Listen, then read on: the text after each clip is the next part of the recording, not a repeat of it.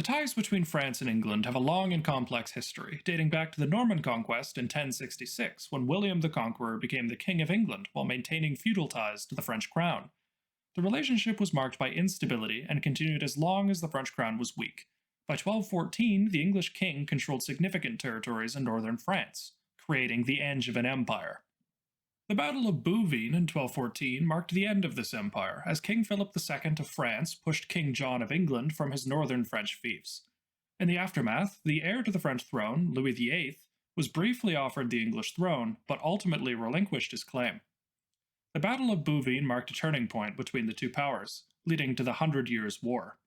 Throughout the course of the Hundred Years' War, the English continued to claim the title King of France. It wasn't until King Henry V's invasion in 1415 that England gained control over northern France.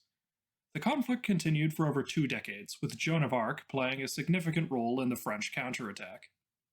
By 1453, the English were expelled from all of France except for Calais, which was lost in 1558. The use of the title King of France by English and later British monarchs persisted as a customary expression until 1801, with the House of Stuart retaining it until their extinction in 1807. In December 1939, Jean Monnet of the French Economic Mission in London proposed a post-war United States of Europe, advocating for an Anglo-French political union.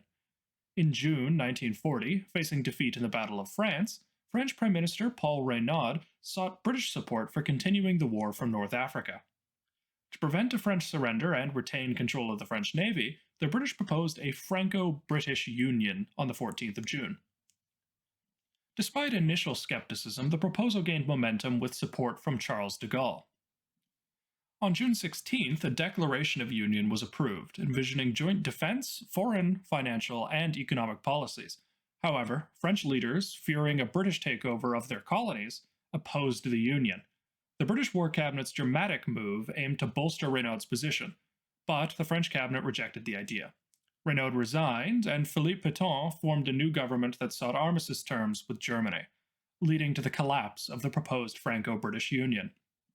In September 1956, during the Suez Crisis, French Prime Minister Guy Mollet proposed a union between the United Kingdom and the French Union, suggesting Elizabeth II as the head of state, with a common citizenship. Alternatively, Mollet suggested France joining the Commonwealth. British Prime Minister Anthony Eden rejected both ideas. France, instead, joined the Treaty of Rome, leading to the establishment of the European Economic Community and stronger Franco-German cooperation. When the Mollet proposal became public in the United Kingdom in January of 2007, it was satirically termed Frangle-Terre.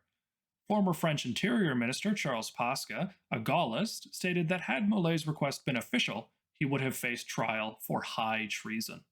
Thank you for taking the time to watch this short video. Be sure to leave a like and to subscribe if you enjoyed it. My next mainline video will come out relatively soon, talking about the First English Civil War.